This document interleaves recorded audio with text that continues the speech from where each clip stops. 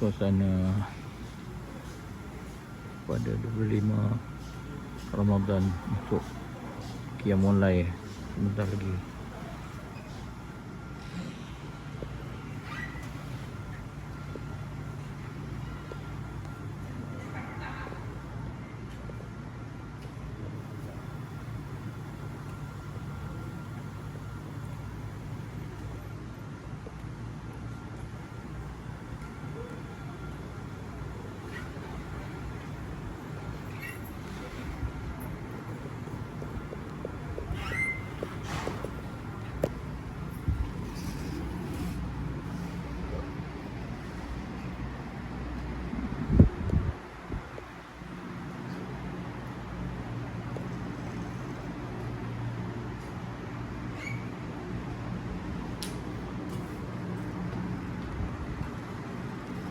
Raya lah untuk tak lama kan pun. Rasa hari tu je baru masuk apa? Baru masuk bulan puasa awal-awal Ramadan. Sekarang dah nak masuk dah nak habis dah Ramadan kan. Itulah dia pejam celik, tahu-tahu musim haji lepas ni. Duk cara kita cari lembu pula nak korban. Surau sibuk pula dengan program korban kan.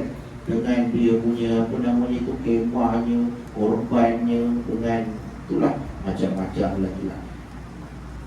Walau bagaimanapun tuan-tuan, masa tu berjalan sama. Betul tak tuan-tuan? Sehari ada 24 jam juga, sama. Seminggu ada 7 hari, sebulan ada 30 hari, setahun 365 hari, sama. Jam yang dekat kita nampak hari-hari pun sama juga saatnya.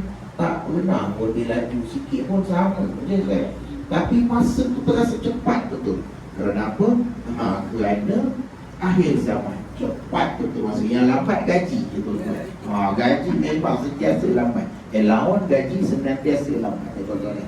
Dan yang kedua, Nabi SAW kata antara tanda kiamat itu ialah apabila amal soleh semakin kurang.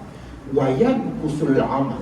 Nabi kata kan, orang buat baik makin kurang. Amin. Orang bangun tahajud makin kurang. Orang bagi sedekah makin kurang. Orang yang tolong menolong sesama insan makin kurang. Betul tak kan?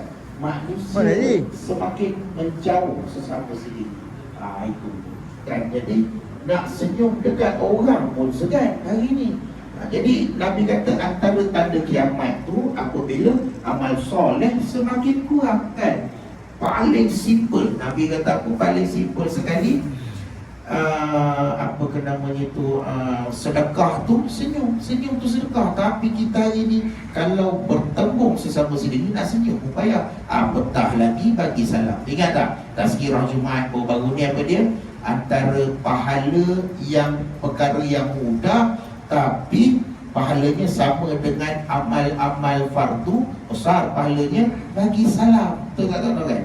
Kita ini payah betul nak bagi salam. Bertembung orang kenal tak apalah. Yang kita tak kenal, bila kita bagi salam orang pandang remeh kat kita. Orang kata kita lain macam.